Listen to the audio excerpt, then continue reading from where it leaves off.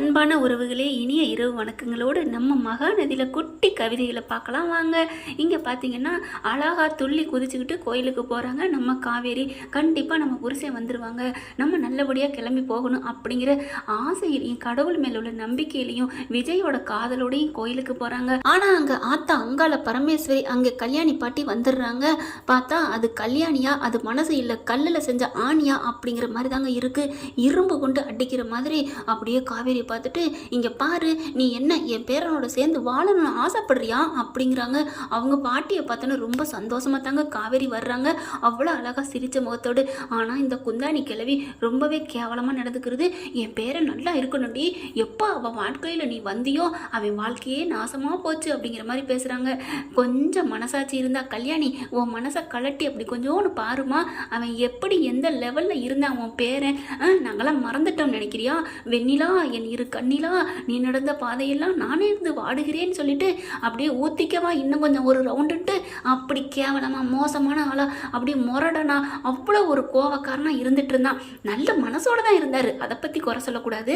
ஆனாலும் மனசுல ஈரம் இல்லாம ஒரு இறக்கம் இல்லாம, அதாவது மனசுல உள்ள அன்பு புறம் வத்தி போய் வெண்ணிலாவை நினைச்சு சாப்பாடு குடி அப்படியே ஆஃபீஸ் இதை தவிர எதுவுமே இல்லாம வாழ்ந்துட்டு இருந்த அந்த கல்லை நாரை உரிச்சு அப்படியே இன்னைக்கு கனியாக்கி மலராக்கி பூவாக்கி வாசமாக்கி இன்னைக்கு வச்சிருக்கான்னா அது எங்க தலைவி காவேரியோட வருகை தானடி குந்தாணி, அடிய குந்தாணி கிளப்பி அப்படின்னு தாங்க தோணுது.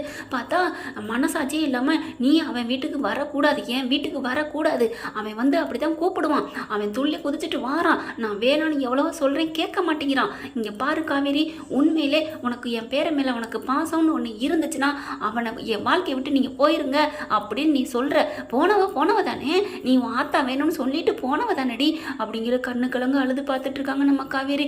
பாட்டி அப்படிங்கிறாங்களா, என்னடி பாட்டி உன் ஆத்தாக்காரி எப்படி அசிங்கமா என் பேரனை அசிங்கப்படுத்தினா, இப்ப மட்டும் என்னமா என்னடி நினைச்சிட்டு இருக்கிய? அந்த பசுவும் ராகினியும் என் பேரனை என்னென்ன பண்ணாங்க அதெல்லாம் மறந்துட்டீங்களா அப்படி இப்படின்னு சொல்லி திட்டி தீத்தி அனுப்பிடுறாங்க.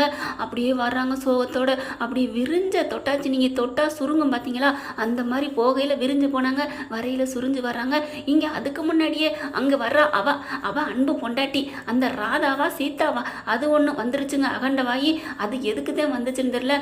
அது வந்து பார்த்தீங்கன்னா இங்கே சாரதாட்டா எவ்வளோ கொளுத்தி போட முடியுமோ கொளுத்தி போட்டு போகுது. இங்கே பாருங்க, என் அக்கா பிள்ளை நல்லா இருக்கணும், உங்கள் பிள்ளைய கல்யாணம் பண்ணி என் பிள்ளை வாழ்க்கையே போச்சு அப்படி இப்படின்னு அது பங்குக்கு ரொம்ப திட்டிட்டு போகுது. இங்க பாருங்க, இந்த அம்மா சாரதா ஏற்கனவே சும்மாவே ஆடும், இப்போ இவங்க சலங்கை கட்டி விடுறாங்க.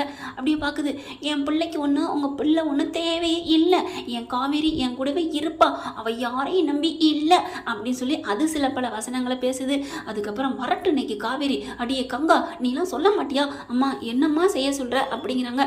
அவ இன்னைக்கு வந்தோடனே முறைப்பட்டி டைவர்ஸ் பண்ணணும், பண்ணிட்டு நம்ம இந்த ஊரை விட்டே போறோம் அப்படின்னு சொல்லிட்டு செம்ம காண்டில் இருக்காங்க. இங்க ஆத்தாக்காரி மகா காவேரி அப்படியே சோகத்தோட வர்றாங்க. வந்தவங்க ரூம்ல போறாங்க. கங்கா பார்த்துட்டு, ஏ காவேரி என்னடி அப்படின்னே வராங்க. ஒன்னும் இல்லக்கா, எனக்கு மனசே கேட்கலக்கா, சரியில்லக்கா அப்படின்னு சொல்லிட்டு அழுதுகிட்டே போய் உட்காந்துடுறாங்க. அப்படியே சாரதா வேகமா வர்றாங்க. காவேரி அழுதுட்டு போறத பார்த்துட்டு, என்ன இவன் ஏன் ஒரு மாதிரியா இருக்கா, இவளை நம்ம சத்தம் போடலான்னு பார்த்தா இவ சோகமா இருக்காளே அப்படின்னு சொல்லிட்டு அப்படியே போறாங்க.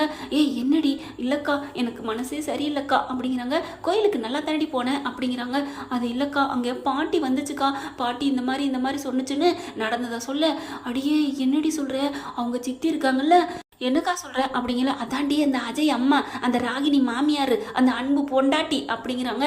அக்கா தெரியும், என்னக்கா சொல்றேன்னு ஒரு இதுக்கு சொன்னேன் சொல்லுக்கா அப்படிங்கிறாங்க. அவங்க வந்து என்ன சொன்னாங்க, அவங்க வந்து அம்மாவுக்கு நல்லா சலங்கை கட்டி விட்டு போயிட்டாங்க, இப்போ கொலை வெறியில் இருக்குடி, இப்போ அம்மா வந்து உன்கிட்ட டைவர்ஸ் பத்திரத்தில் கையெழுத்து கேட்க போகுது, இப்போ நீ என்ன பண்ண போற அப்படிங்கிற. கரெக்டாக சாரதா வந்துடுது, அப்படியே முறைச்சு பார்க்குது.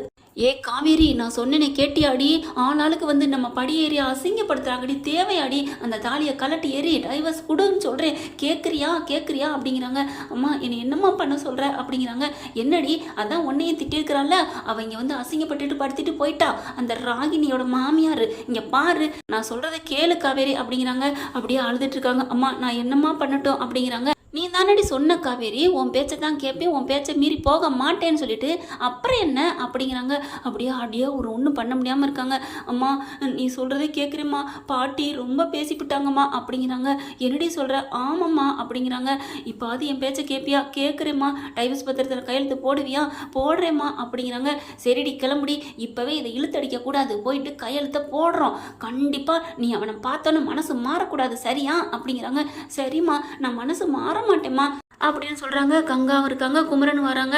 அவங்க அத்தை அப்படி வெளியில் போயிருதா. குமரன் என்ன பண்ணுறாரு, வேகமாக வராரு. அத்தை போயிருச்சா போகலையா அப்படின்னு பார்த்துட்டு, காவேரி இங்கே வா அப்படின்னு சொல்லிட்டு, என்னம்மா காவேரி நீ சடக்கு புடக்குன்னு இப்படி சட்டையை மாற்றுற மாதிரி மாற்றுற, நீ வந்து வேஸ்ட்டுமா, உன்னோட காதலை விட விஜயோட காதல் தான் ஒசத்தின்னு நான் இப்போ அடித்து சொல்லுவேன். மாமா என்ன மாமா சொல்கிறீங்க? ஆமாம், நீ பாட்டுக்கு ஒரு புல்லு பூண்டு ஏதோ ஒன்று எது சொன்னாலும் சரி நீ விஜய் வேக வேகமாக விட்டு கொடுக்குறீங்கிற, இதெல்லாம் உண்மையான காதலுக்கு அடையாளமா? இதே விஜயா இருக்கட்டும், கடவுள் வந்து சொன்னா கூட உன்னை கைவிட மாட்டாரு, அந்த அளவுக்கு உன் மேல காதலா இருக்காரு, நீ என்ன ஈஸியா விட்டு கொடுக்குறேங்கிற? இல்லம்மாமா, அவங்க அந்த கல்யாணி பாட்டி தான் இப்படி வந்து ரொம்ப பேசிட்டாங்களே, என் பேரை நல்லா இருக்கணும்னு சொல்றாங்க. இங்கேயும் வந்து அவங்க சித்தி வந்து பேசிட்டு போயிட்டாங்க, என் பேரை நல்லா இருக்கணும்டி விடுடி அப்படின்னு சொல்லிட்டாங்க. நான் அவர் நல்லா இருக்கணுங்கிறக்காக மாமா நான் அவரை விட்டு விலகலான்னு நினைக்கிறேன். சே நீலாம் ஒரு மனுஷியா, என்னடி இப்படி பேசுற அப்படின்னு சொல்லிட்டு கங்காவும் கத்துறாங்க.